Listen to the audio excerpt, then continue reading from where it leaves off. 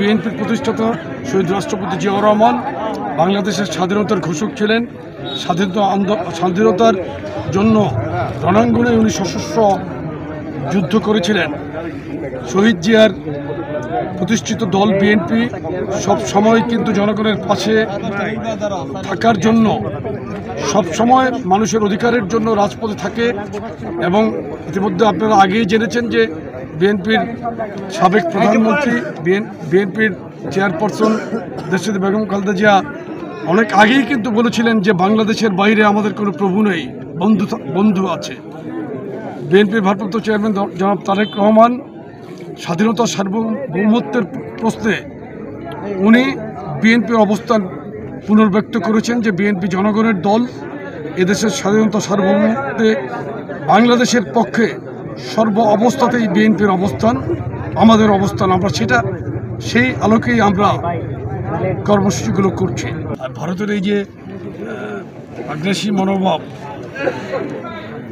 তাদের কতিপয় মিডিয়া, যেটা গদি মিডিয়া, সেই মিডিয়াতে অনবরত মিথ্যা প্রচারণা, সাম্প্রদায়িক সম্প্রীতি নষ্ট করার জন্য যে ষড়যন্ত্র, সেই ষড়যন্ত্রের প্রতিবাদেই আমাদের এই লং মার্চ। বাংলাদেশের জনগণের পাশে আমরা বিএনপি পরিবার সবসময় আমরা আছি, থাকবো। দেশের স্বাধীনতা সার্বভৌমত্ব প্রশ্নে আমাদের অবস্থান আপোষহীন। এই ব্যাপারে কোনো ধরনের কম্প্রোমাইজ করার সুযোগ আমাদের নেই।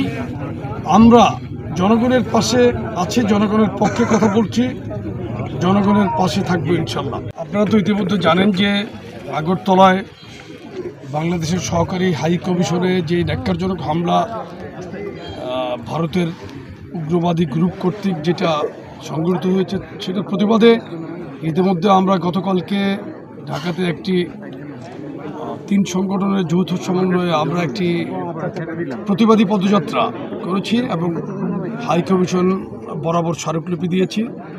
আমাদের লং মার্চের কর্মসূচি আছে 11 তারিখ। সেই কর্মসূচিকে আমরা সফল করার লক্ষ্যে আজকে এই সার্বিক অবস্থা দেখার জন্য আমরা আখাউড়াতে এসেছি। আমাদের একটা লং মার্চ কোথায় গিয়ে শেষ হবে, কোথায় সমাবেশ করা যায়, সার্বিক পরিস্থিতি আমরা পর্যবেক্ষণ করার জন্য আজকে এখানে এসেছি।